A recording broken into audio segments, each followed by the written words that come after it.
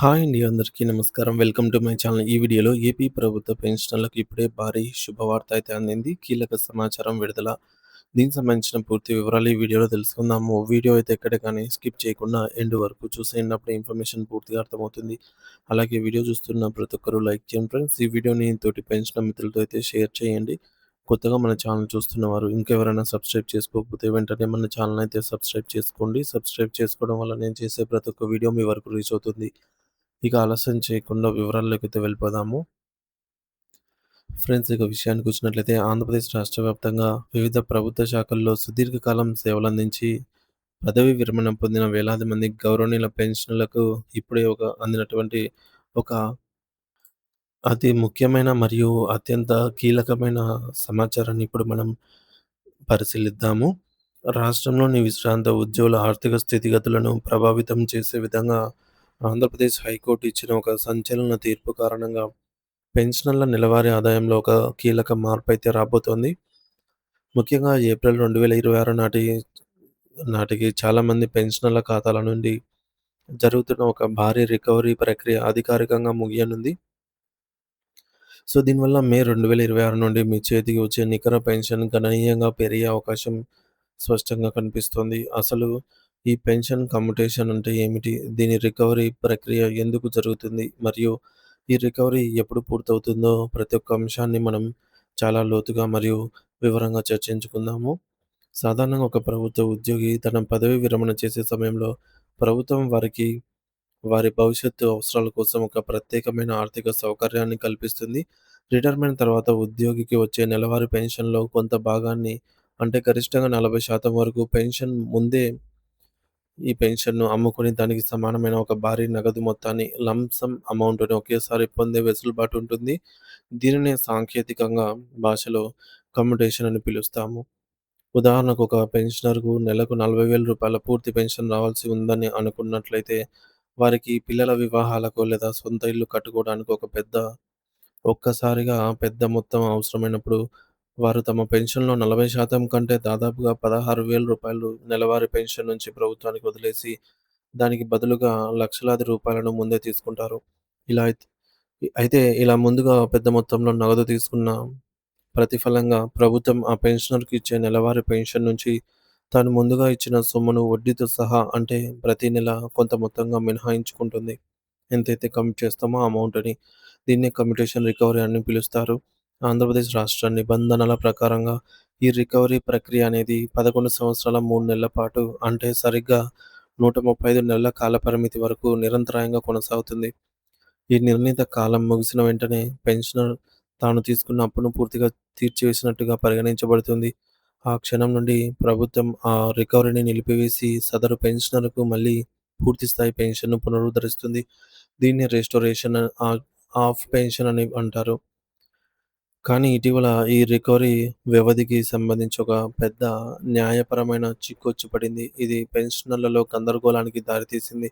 న్యాయస్థానాన్ని ఆశ్రయించిన కొంతమంది పెన్షనర్లు తమకు నిర్ణీతంగా 11 ఏళ్ల 3 నెలల కాలంగా పూర్తయినప్పటికీ ప్రభుత్వం ఇంకా కమ్యుటేషన్ పేరుతో డబ్బులు కట్ చేస్తోందని భావించి హైకోర్టులో పిటిషన్ వేశారు.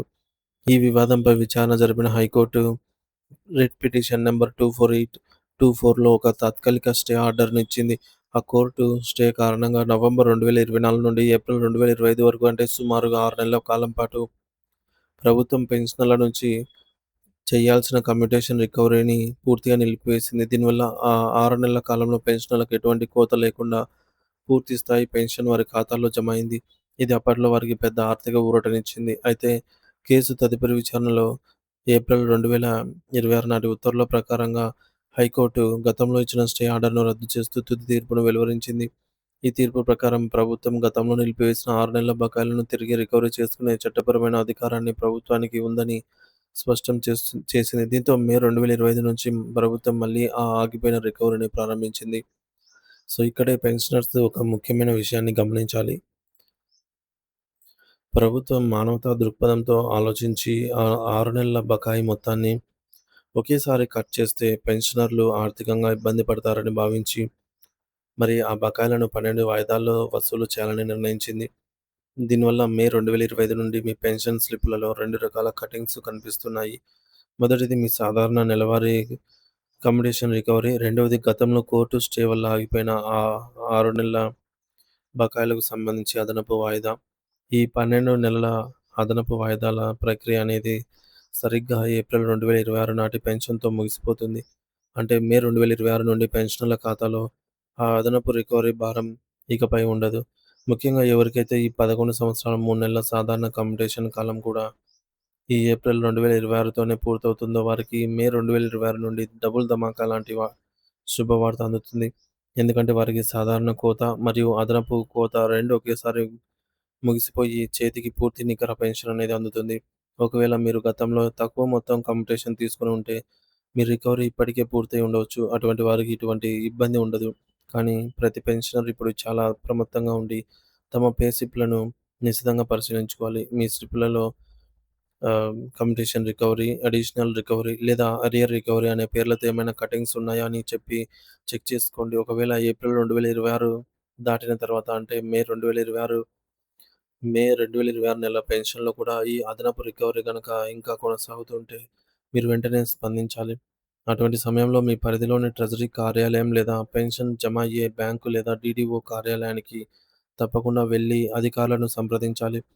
మీరు వెళ్ళేటప్పుడు మీ పదవీ విరమణ పత్రాలు, కమ్యుటేషన్ తీసుకున్న తేదీ వివరాలు మరియు గత కొన్ని నెలలుగా పెన్షన్ స్లిప్పులను ఆధారంగా వెంట ఈ ఆధారాలను వెంట పొరపాటున తీసుకెళ్లాల్సి ఉంటుందన్నమాట. పొరపాటున అదనంగా జరుగుతున్న ఈ రికవరీని వెంటనే నిలిపివేయాలని అధికారులను కోరడం ద్వారా మీ ఆర్థిక హక్కులను మీరు కాపాడుకోవచ్చు. పెన్షనర్స్ అందరూ ఈ సాంకేతిక మరియు న్యాయపరమైన విషయాన్ని గమనించి ఎటువంటి ఆందోళన చెందకుండా మీ పే స్లిప్‌లను ఒకటికి 2 సార్లు సరిచూసుకోవాలనైతే కోరుతూ ఉన్నాము. మీ కష్టార్జితమైన పెన్షన్ మొత్తాన్ని ఎటువంటి పొరపాటు లేకుండా పూర్తిగా పొందడమే మీ యొక్క హక్కుగా అయితే ఉంటుందన్నమాట. సో, ఇది ఫ్రెండ్స్ ఇప్పటివరకున్న తాజా సమాచారము.